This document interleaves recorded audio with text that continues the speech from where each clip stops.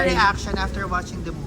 I'm surprised. I am really happy with the outcome and ayun, sana may na-enjoy nyo din and sana ma-enjoy din ng mga kapamilya and mga kapatid and everyone. Was it your first time to watch it? In full? Yes, my first time to watch it in full actually. Yes. So what's the process? Kasi medyo iba yung character mo dito Oo. Medyo ano. Ayun dito medyo youthful, medyo mas energetic yung movement po niya. And ayan, I would say OA talaga siya as a person. Pero how was it doing comedy? Kasi parang, is this your first time doing comedy ba? Not my first time doing comedy, but this is my first time na doing more physical comedy, more slapstick. Opo. And without Alexa. Yeah. How was it doing a project without Alexa? It was good naman kasi she was very supportive. Yeah. And naintindihan niya na kailangan ko din ng mga projects on my resume na wala siya para mas matibay yung She's sa one of the kanya. early birds tonight. Supporting Yeah, you yeah. guys. And siyempre hinatid ko siya eh. I was with her. So yeah, she did come here on her own. Yeah. So nag-drive kami pupunta dito. You were doing this ba at the same time sa Walang Anay? No, this was before Walang Aray. So medyo matagal tong project na po Yeah. ito. So walang masyadong adjustment, stage din film, stage din film. Actually, yes, medyo malaki po yung adjustment dito kasi sa Walang Aray, mas malaki yung movements mo dito. You're limited to the camera. Pero I would say na yung acting ko dito, it helped me with my energy, especially yung cardio kasi medyo marami yung Takbo, sequences ko physical. dito. Yes. Physical, opo, yan. Hindi ba naging sa'yo, parang hindi ka ganun kagwapo dito sa... Yeah, okay lang sa akin. Mas okay nga sa akin na hindi ako ganun kagwapo sa film.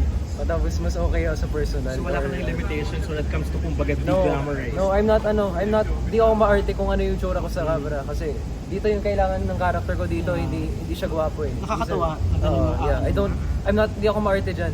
So how was the working relationship with the other cast? Kasi Ensam to parang Opo, barkada Ensam. movie. Opo, sobrang bait nila and I'm very thankful that I was able to Saka ikaw yung bond with the bago cast. Ako po yung bago dito. But yeah, sobrang grateful ako na napunta ako sa cast na to kasi sobrang husay nila at karamihan din sa kanila mas drama actor and drama actresses pero ang gagaling din nila sa comedy. If not your role, hypothetical question, kaninong role yung gusto mo? Kaninong role? Maganda yung role ni Cardo eh. I would say Cardo. Ni- Cardo or Chad. Pero VL, I'm not so sure yet. Pero I'll see muna. Pero carry mo naman mag-crop top.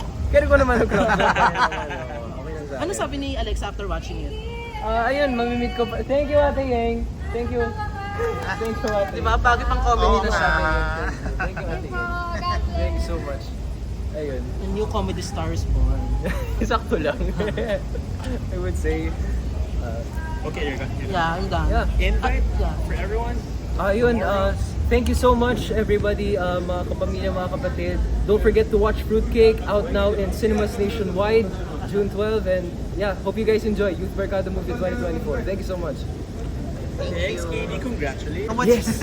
What's your reaction after watching your movie? Oh my gosh, I'm very very very fortunate because maganda yung pelikula. Alam mo yun, ang sarap na meron kang isang pelikula na naging parte ka na maganda at maayos at nakakatawa at may lesson, may puso.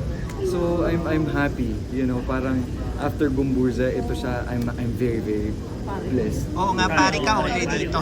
Actually, mas una ko tong ginawa kaysa sa Gumburza.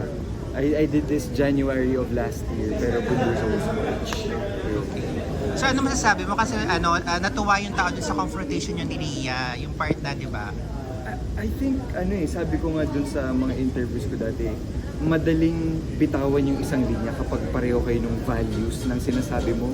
Because ako personally, I have so much reservations when it comes to the topic of abortion. So, it's a huge conversation, pero it's a blessing. Katulad nga nung sinabi ng character ko, it's a blessing. Yeah.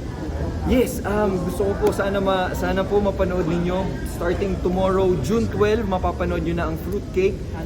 Holiday, walang pasok, walang trabaho. Sana po makanood kayo. Fruitcake directed by Joel Ferrer. Thank you.